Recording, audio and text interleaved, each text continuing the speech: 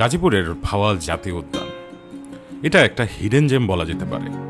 এখানে গেলে মনে হয় হুমায়ুন আহমেদের কোনো নাটকের একটা দৃশ্যে প্রবেশ করে বসেছি।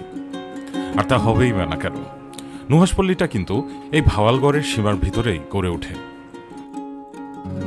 ঢাকা থেকে এত কাছে ওয়াইল্ড লাইফকে এত কাছ থেকে দেখার আর দ্বিতীয় কোনো জায়গা আছে কিনা সেটা আমার জানা নেই।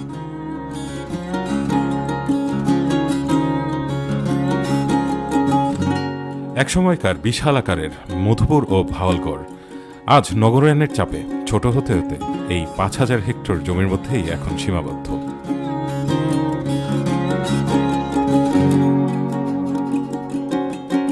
একসময় নাকি এখানে বাঘ, কালোচিতা, হাতি, ময়ূর, হরিণ এই জাতীয় প্রাণীরও দেখা মিলত।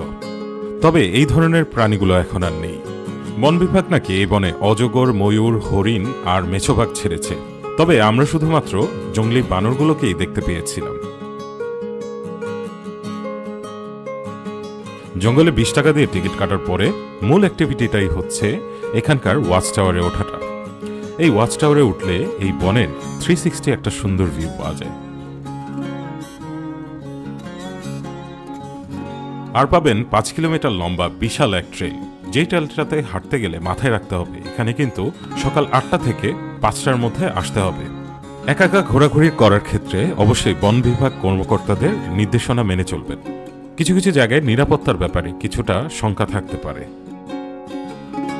গাজীপুরের এই ভাওয়ালগড় ঘুরে দেখার পর যেটা বুঝতে পারলাম, হতে পারত এটি একটি আন্তর্জাতিক মানের ট্যুরিস্ট অ্যাট্রাকশন, কিন্তু পর্যাপ্ত পরিমাণ নিরাপত্তা ব্যবস্থা না থাকা এবং আনুষঙ্গিক সুযোগ সুবিধা না থাকার কারণে কখনোই আমি এই প্লেসটাকে রেকমেন্ড করতে পারছি না। আশা করছি ভবিষ্যতে বাংলাদেশ প্রশাসন এই জায়গাটির ব্যাপারে একটু গুরুত্ব দিবেন এবং এটিকে পরিণত করবে একটি আদর্শ ট্যুরিস্ট ডেস্টিনেশনে।